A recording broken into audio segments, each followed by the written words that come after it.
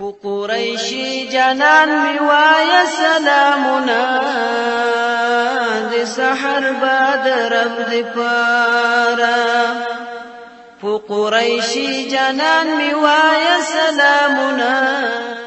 د قدر ور اوریدونکو ستاسو پام راړو د الحاج مولوي محمد یاسین فهیم صاحب د رسول الله صلی الله علیه وسلم د روزنې او تربیې و خپرونو ته په دې هیله چې په ژوند کې پوره ګټه ځینې حاصله کړي. د پیغمبر شه بیا ورته وایه. بسم الله الرحمن الرحيم. الحمد لله رب العالمين حمد الشاكرين، الصلاة والسلام على سيد الأنبياء والمرسلين سيدنا ونبينا وشفيعنا ومولانا محمد وعلى آله وأصحابه الطيبين الطاهرين. قدرمنو اوریدونکو د ژوند د لارې د خپرونې مینوالو السلام علیکم ورحمة الله وبرکاته. ستاسو روغتیا او خوشحالي د پاک رب نه غواړم په دې هیله چې د صحت او عافیت جامې په تن ولرئ او خوشحالي مو په برخه وي. دا دی زه محمد یاسین فهیم د ژوند د لارې د خپرونې په وړاندې کولو کې ستاسو په خدمت کې یم. زموږ د نننۍ ورځې د خپرونې موضوع بیا هم د محمد رسول الله صلی الله علیه وسلم د روزنې او د تربیت طریقې. د پیغمبر علیه الصلاة والسلام د روزنې او د تربیت د طریقو څخه یوه طریقه دا وه چې هغه به د خپلې خبرې په اشارو سره روښانه کولې. د اوریدونکي د ښه پوهولو او خپلې خبرې په ښه توګه د واضح کولو لپاره نبی کریم صلی الله علیه وسلم ډیر وخت د لاس د اشارو څخه کار اخیسته. کله کله به داسې هم کیدل چې د صحابه کرامو رضوان الله تعالی علیهم اجمعین په وړاندې او مخکې به یې څه کرښې ویستلې او د هغو په وسیله به یې خپله خبره روښانه کوله. خپله خبره به یې په اشارې روښانه کوله او ځینې وختونه به د صحابه کرامو رضی الله تعالی عنهم اجمعین په مخه کې کرښې ویستلې او په هغې سره به خپله خبره روښانه کړه. نو په دې طریقو به د شته خلکو ذهن په آسانی سره هغه تصورات قبلول کوم چې د هغوی په ذهن کې رسول الله صلی الله علیه وسلم د هغه کینول غوښتل. دا منل شوې خبره ده چې کله هم کوم پوهونکی د لاس په اشاره او یا د کرښو په مرسته کومه خبره چاته کوي نو هغه د شته خلکو په ذهن کې په سمه توګه کیني او ځای نیسي. رسول اکرم صلی الله علیه وسلم د ښوونې او روزنې په طریقه کې د دې خبرې خاص خیال ساتلو چې کومه خبره ډیره اړینه وه او یا به یوازې په ژبه وضاحت مشکل و نو په بیلابیلو طریقو به یې د هغې وضاحت کوه او کله به د لاس په اشارو خپله خبره داسې د اوریدونکي په ذهن کې کینوله چې د خبرې هدف او مقصد به په بشپړه توګه روښانه کېده. تاسو ګورئ امام بخاری رحمه الله د سهل بن عدی رضی الله تعالی عنه نه روایت کوي چې رسول اکرم صلی الله علیه وسلم فرمایل قال رسول الله صلی الله علیه وسلم وانا وکافل الیتیم فی الجنة هکذا واشار بالسبابة والوسطى وفرج بینهما شیئا. سهل بن عدی رضی الله تعالی عنه فرمایي چې رسول اکرم صلی الله علیه وسلم وفرمیل زه او د یتیم کفالت کوونکی یعنی هغه څوک چې د یتیم سرپرستی کوي په جنت کې به د دې دواړو ګوتو په څیر یاستو. بیا رسول اکرم صلی الله علیه وسلم په منځنۍ او شهادت په ګوته اشاره وکړه او لږ فاصله یې د هغو ګوتو ترمنځ پرېښودله. تاسو فکر وکړئ قدرمنو اوریدونکو رسول اکرم صلی الله علیه وسلم اوس دا مسئله چې هغه څوک د یتیم سرپرستی کوي هغه ته الله رب العزت دومره اجر ورکوي چې هغه به ما سره په جنت کې دومره نږدې لکه دا دوه ګوتې. ګوره دا خبره رسول الله صلی الله علیه وسلم په اشارو سره روښانه کوي.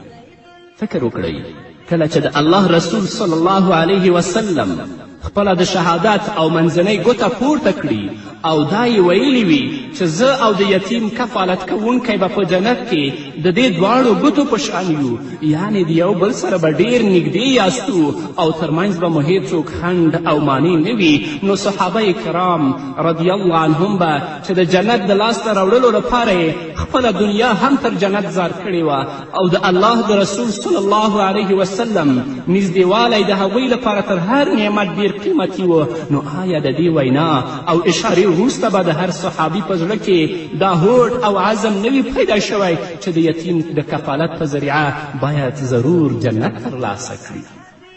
صحابه کرامو په ټول ژوند او د دنیا مال د الله د رضا لپاره جر کړی چې الله مونږ جنت ته بوځي.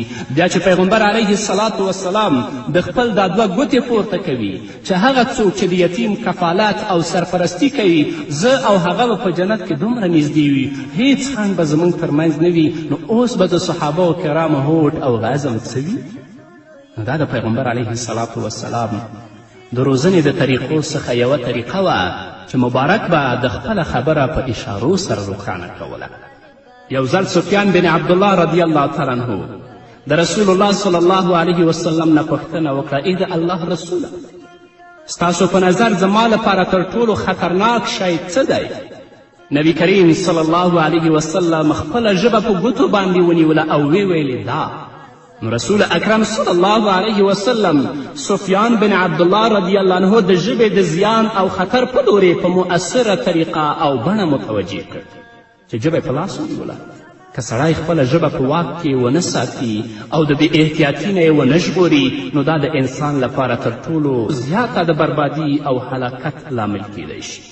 رسول الله صلی الله علیه وسلم که د یوې خوا د ژبې په نیولو سره دا واضحه کړه چې ما ته د ژبې د بې احتیاطي د استعمال څخه تر ټولو ډیر خطر محسوسیږي، نو له بلې خوا د ژبې په نیولو سره د اوریدونکي او د سوال کوونکي په ذهن کې دا خبره هم کینوله چې ژبه په واک کې ساتل اړین او ضروري ده او باید دا په بشپړه توګه په خپل واک او ولکه کې وساتل شي.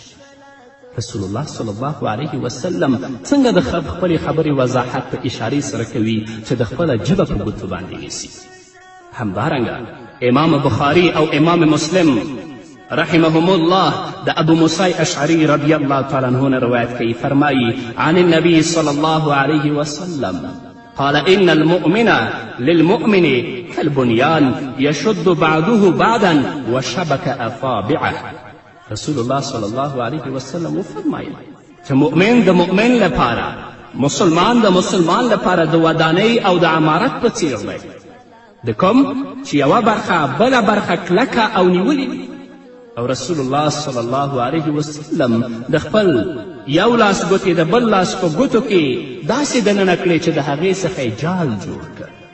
په دې وخت کې رسول الله صلی الله علیه وسلم د ایمان د خاوندانو خپلمنځي اړیکې په څومره ښه بڼه څرګندې کړې چې مسلمان د مسلمان لپاره داسې دی لکه بنیان، لکه څنګه چې یوه خښته بلې خښتې سره نښتې وي، یوه خښته یوازې نه ټینګېږي، نو همدارنګه مسلمان هم د بل مسلمان لپاره بنیان دی او د یو لاس ګوتې د بل لاس په ګوتو کې ورکړې او د هغې نه جال جوړ کړ. اوریدونکی او لیدونکی چې کله د ګوتو جال وویني نو د مسلمانانو ترمنځ د ژورو اړیکو سم او صحیح انځور د هغه په وړاندې څرګندیږي. خو له بده مرغه چې نن ورځ مسلمان د مسلمان لپاره دښمن جوړ شوی.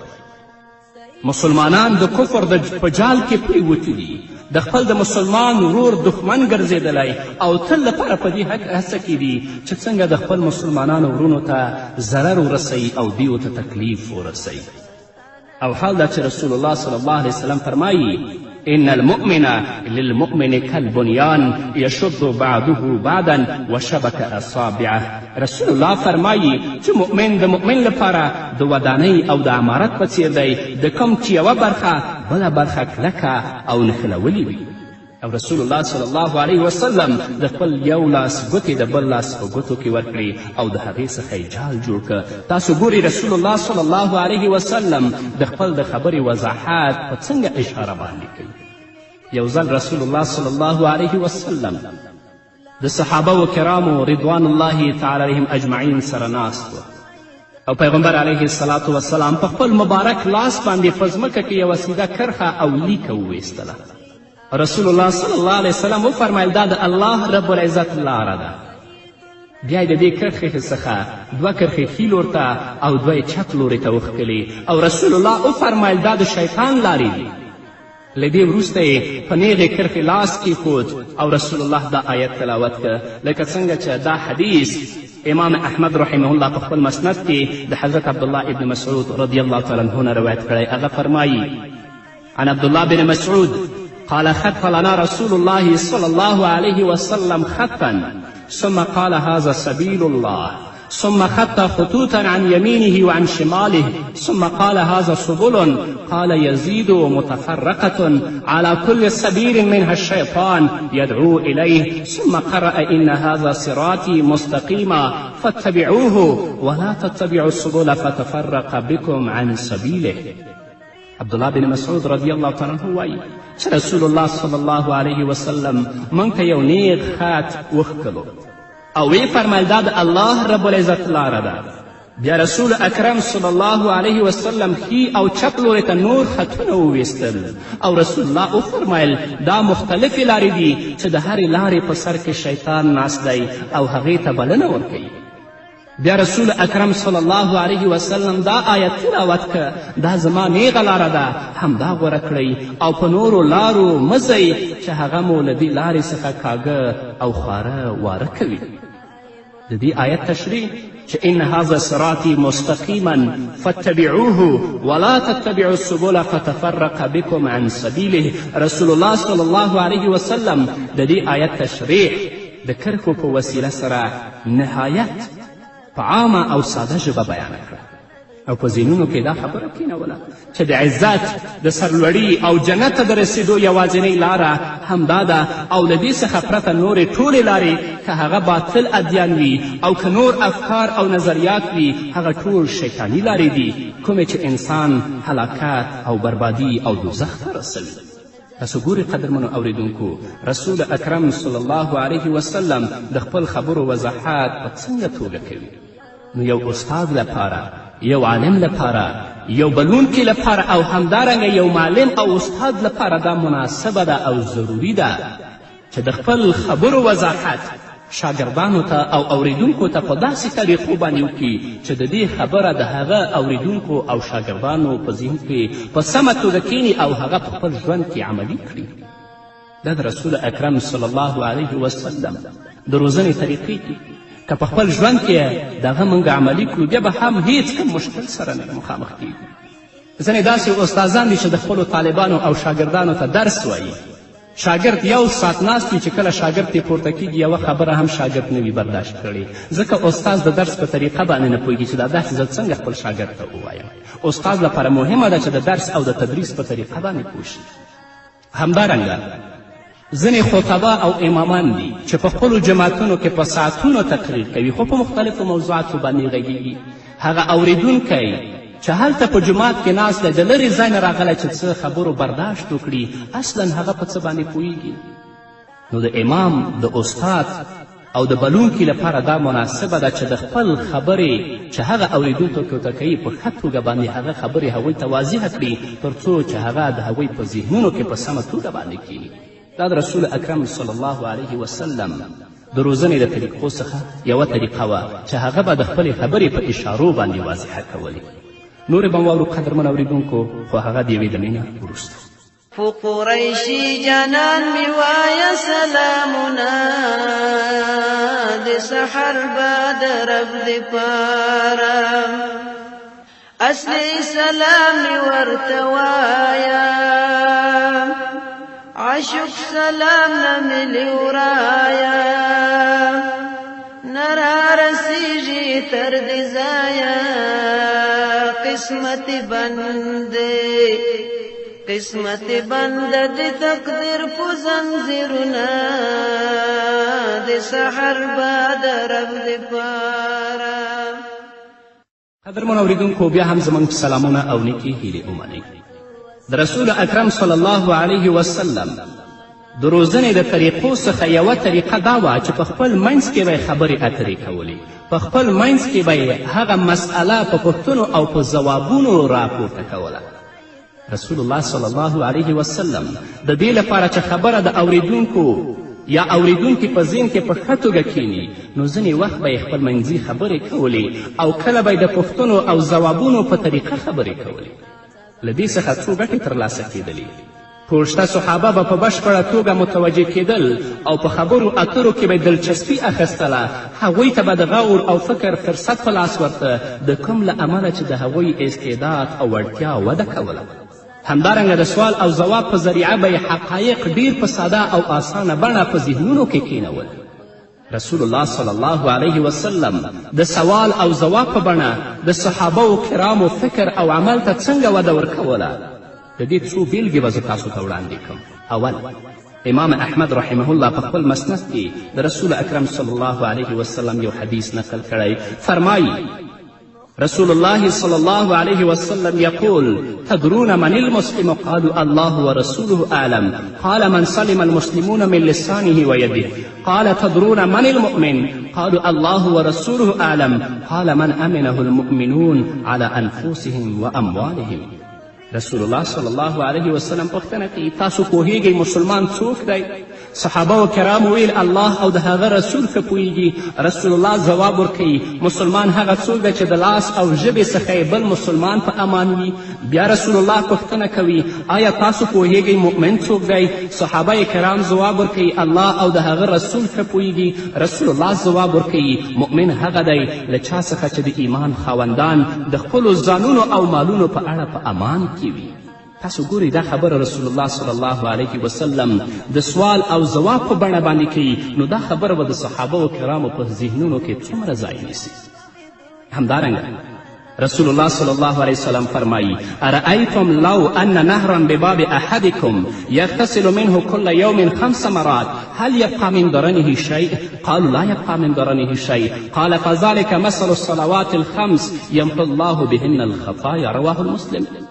یو ځل رسول الله صلی الله علیه وسلم د صحابه و کرامو څخه پوښتنه وکړه کله تاسو څخه د یو کس د کور مخې ته یو نهر بهیږي او په هغه کې صفا او شفافې اوبه وي او هغه کس هره ورځ په هغه کې 5 ځله غسل کوي او لامبي، نو آیا د هغه په بدن کې به څه خیری پاتې شي؟ صحابه و کرامو ځواب ورکوي د الله رسوله هیڅ ذره خیری به د دې په بدن کې پاتې نشي. رسول الله ورته وویل دغه حال د 5 وخته لمنځونو هم دی چې الله رب العزت د هغو په وسیله ګناهونه له منځه وړي.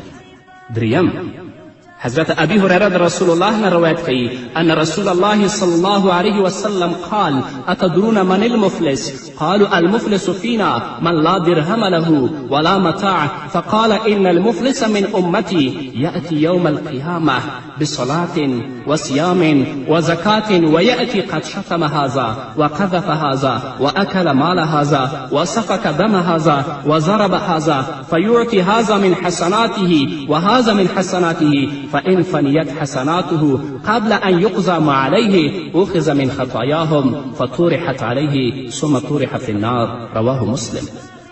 رسول الله پوښتنه وکړه آیا تاسو پوهیږئ چې مفلس چاته ویل کیږي؟ صحابه و کرامو وویل موږ مفلس هغه چاته وایو چې د چا سره نه مال وي او نه درهم او نه دینار. رسول الله صلی الله علیه وسلم وفرمیل زما د امت مفلس هغه څوک دی چې د قیامت په ورځ به د لمونځ روجې او زکات سره حاضر شي، خو چاته به یې ښکنځل کړي وي، پر چا به یې تهمت او بهتان پورې کړی وي، د چا به یې مال خوړلی وي، د چا به یې وینه تویې کړي، څوک به یې وهلی وي چې په نتیجه کې د هغه نیکیانې د هغه مدعیانو ته ورکول کیږي. کله چې د هغه نیکیانې ختمې شي او مدعیان لا هماغسې پاتې وي نو د هغوی ګناهونه به پرده واچول شي تر دې چې د هغو ګناهونو له امله به دا دوزخ ته وغورځول شي او الله به هغوی جنت ته بوځي. څنګه چې رسول الله صلی الله علیه وسلم د پوښتنو په ذریعه د اوریدونکو پام ځان ته رااړوه، همدارنګه هغه خپلو اوریدونکو دوستانو او ملګرو ته هم د پوښتنو فرصت ورکوه تر څو د هغوی په ذهنونو کې راوړال شکوک او شبهات هم لرې شي او که هغوی پر کومه مسئله کې لارښوونې ته ضرورت لري چې هغو ته لارښوونه وشي. نو یو استاذ هم باید د شاګردانو استعداد او ظرفیت ته وګوري او په دې باندې باید پوه شي چې زما دا شاګرد څومره استعداد او څومره ظرفیت لري او دا په کومه خبره باندې پوهیږي. یا به د خپلې خبرې وضاحت په اشارو باندې کوي، په کرښو به یې کوي.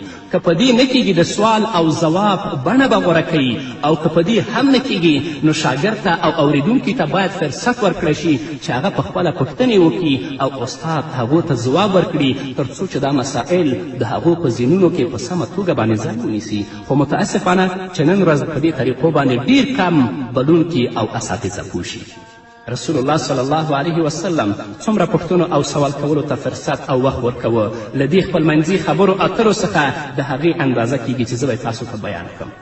حديث دی عن عمر بن عبسة رضي الله عنه قال أتيت رسول الله صلى الله عليه وسلم فقلت يا رسول الله من تبعك على هذا الأمر؟ قال حر وعبد. قلت ما الإسلام؟ قال طيب الكلام وإطعام الطعام. قلت ما الإيمان؟ قال الصبر والسماحة. قلت أي الإسلام أفضل؟ قال من سلم المسلمون من لسانه ويده. قلت أي الإيمان أفضل؟ قال خلق حسن. قلت أي الصلاة أفضل؟ قال طول القنوت. قلت أي الهجرة أفضل؟ قال أن تهجر ما كره ربك. قلت أي الجهاد أفضل؟ قال من عقر جواده وأهريق دمه. قلت أي الساعة أفضل؟ قال جوف الليل الآخر ثم الصلاة المكتوبة مشهودة حتى يطلع الفجر. عمر بن عبسه وایي چې زه رسول الله صلی الله علیه وسلم ته راغلم نو ما ورته ویل یا رسول الله پوښتنه کوم او د پوښتنې په پیل کې دا وایم کوم خلک د دعوت او بلنې په سلسله کې ستاسو سره ول؟ رسول الله ځواب راکړه چې یو آزاد او بل غلام. بیا ما پوښتنه وکړه اسلام څه شی دی؟ رسول الله ځواب راکړه سپېڅلې او پاکې ویناوې، وږو او بېوزلو ته ډوډۍ ورکول. بیا مې پوښتنه وکړه ایمان څه شی دی؟ رسول الله ځواب راکړه صبر او سخاوت. بیا مې پوښتنه وکړه کوم ډول اسلام غوره دی؟ رسول الله ځواب راکړه د هغه شخص د چا د ژبې او لاس څخه چې مسلمانان په امان کې وي. بیا مې پوښتنه وکړه کوم ډول ایمان غوره دی؟ رسول الله ځواب راکړه د کوم ایمان سره چې نیک اخلاق مل وي. بیا مې پوښتنه وکړه کوم ډول لمونځ غوره دی؟ رسول الله ځواب راکړه په کوم لمونځ کې چې قیام اوږد وي. بیا مې پوښتنه وکړه چې کوم ډول هجرت غوره دی؟ رسول الله ځواب راکړه دا چې ته هغو شیانو او څیزونو نه ډډه وکړې یا لرې اوسې چې ستا رب هغه نه خوښوي. بیا مې پوښتنه وکړه کوم ډول جهاد غوره دی؟ رسول الله ځواب راکړه د چا چې په میدان کې اس هم ووجل شي او پخپله هم شهید شي. بیا مې پوښتنه وکړه کوم وخت د نفلي عبادت لپاره تر ټولو غوره دی؟ رسول الله ځواب راکړه د شپې وروستۍ برخه. تاسو ګورئ صحابه کرام د رسول الله صلی الله علیه وسلم سره د سوال او د ځواب بڼه غوره کوي. نو څومره به دا خبرې د هغه اوریدونکي او د هغه سائل په ذهن کې ځای نیسي.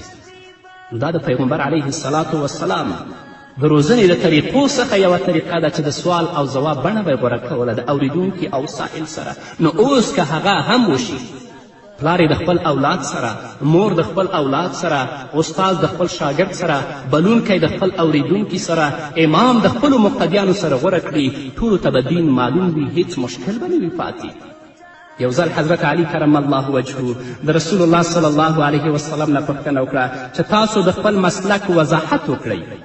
رسول الله نه پوښتنه کوي چې تاسو د خپل مسلک وضاحت وکړئ. پوښتنه ډیره مهمه وه ځکه نو رسول الله صلی الله علیه وسلم نهایت جامع ځواب ورکړه د کوم په ذریعه چې رسول الله صلی الله علیه وسلم د خپل فکر او عمل انځورنه وکړه. رسول الله ورته وفرمیل عرفان او پیژنګلوي زما سرمایه ده، عقل مې د دین بنسټ، مینه مې بنیاد او اساس، شوق زما سپرلی، د الله ذکر زما مونس، اعتماد او باور زما خزان، غم زما ملګری، علم او پوهه زما وسله، صبر او حوصله زما صادر، الهی رضا مې غنیمت، عاجزي د ویاړنې او فخر پانګه او سرمایه، زهد او تقوا زما وظیفه او دنده، یقین او باور زما ځواک او توان، صدق مې سفارش، اطاعت او فرمانبرداري زما ژغورنه او نجات، جهاد زما د ژوند طریقه او طرز، او لمونځ مې د سترګو یخوالی.